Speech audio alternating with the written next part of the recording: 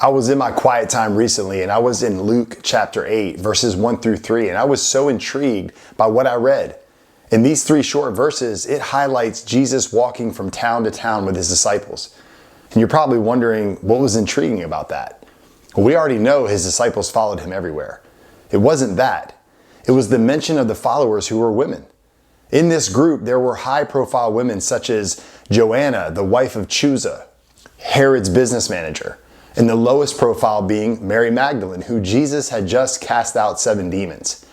He had the upper class as well as the lower class among him. And this shows Jesus didn't see status. Back in this day, it was taboo to be a rabbi and be associated with women or the teaching of women. I mean, women were second and third class citizens and truly had no place in society. Their place in society was often thought to be in the home. Women were responsible for bearing the children, for raising them and maintaining a hospitable home.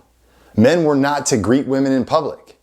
Some Jewish writers of Jesus' times taught that women should never leave the home except to go to the synagogue. I mean, this left women in a very vulnerable position with Judaism. They had little access to property or inheritance except through a male relative.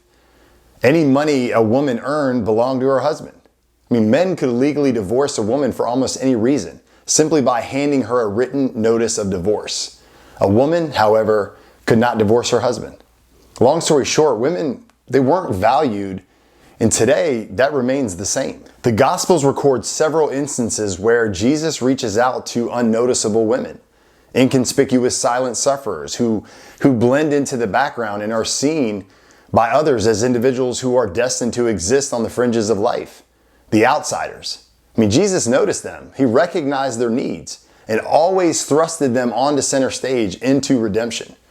In the culture of the day, women were neither to be seen nor heard since they were considered corrupting influences to be shunned. I mean, their words and their testimonies were meaningless.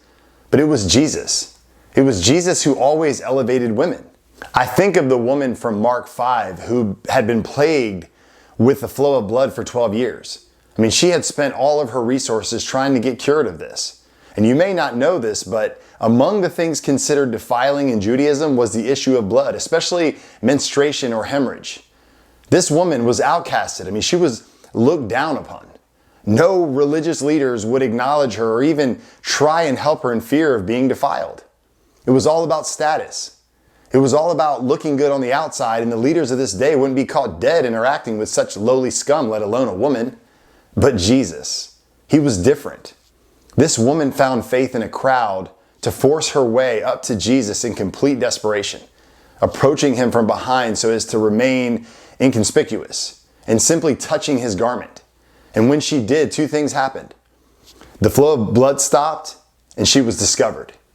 Jesus turned and asked who touched him. The disciples tried to brush aside the question in frustration and embarrassment. But Jesus continued to press, and this woman came trembling in fear at his feet. Why was she trembling in fear?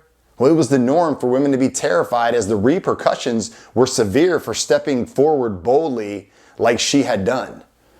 And as she explained her reason and declared the blessing had come, Jesus treated her as having worth, not rebuking her.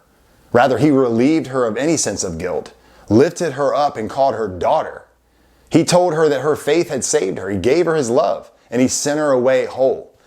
He made her whole when she was broken to pieces. He valued her even when no one else did. So getting back to what is intriguing, Jesus lifted women up from degradation and servitude to the joy of fellowship and service. And by allowing these women to travel with him, Jesus was showing that all people are equal under God. Jesus refuses to treat women as inferior. Given the decidedly negative cultural view of women in Jesus' time, the gospel writers each testify to Jesus treating women with respect, frequently responding in ways that reject the cultural norms. He recognizes their dignity and their desires. He recognizes their gifts. And the Gospels point us toward including women's voices and gifts. While we live in a time and a culture far different from that of the historical Jesus, his way of welcoming and responding to women has a lot to teach us. I mean, in a society where women have made their mark and made their place, the perspective of women hasn't really changed. Just look at our culture. I mean, think of this idea of feminism. Where did this even stem from? Well, I'll tell you where. It stemmed from men's treatment of women. Men not knowing their God-given role in lording their so-called authority over women and not leading women as God has called them to. And Satan has deceived men into thinking that real men behave the way the world says real men behave. Guys, it's a lie, and what it has led to is women breaking away from the imprisonment and the bondage of worldly men and worldly relationships and thinking, I can do better on my own. I mean, sadly, when men behave like misogynists and treat women this way, this is what it leads to. Instability, divorce, lostness, more brokenness.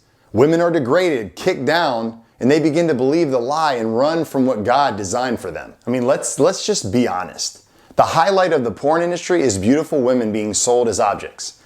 I mean, what did Jesus say about this? In Matthew 5, Jesus said, everyone who looks at a woman lustfully has already committed adultery with her in his heart. With that one word, Jesus condemned all forms of pornography and the entire enterprise of commercializing the female body in advertising and entertainment. Sadly, almost every man you see is watching it. For God's sakes, I saw a statistic, 80% of Christian men are watching porn. I mean, can you imagine how much wrath is being stored up in heaven against the billion-dollar business of doing precisely what the Son of God prohibits? Namely, enticing men to look upon women with sexual desire.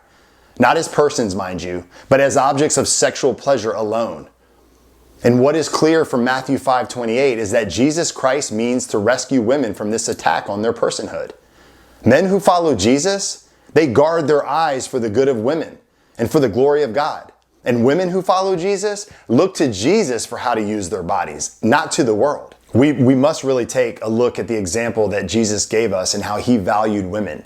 I mean, bottom line is Jesus treated women differently. And the Gospels show us this, and the writers of the Gospels want us to see it. For time's sake, I'll mention a few more stories, and I urge you to go and read to see Jesus in action when it came to women. I think of his mom. I think of Mary Magdalene. I think of that woman that was bent over for 18 years. I think of Mary and Martha. And how about the widow with the 2 coins in the temple?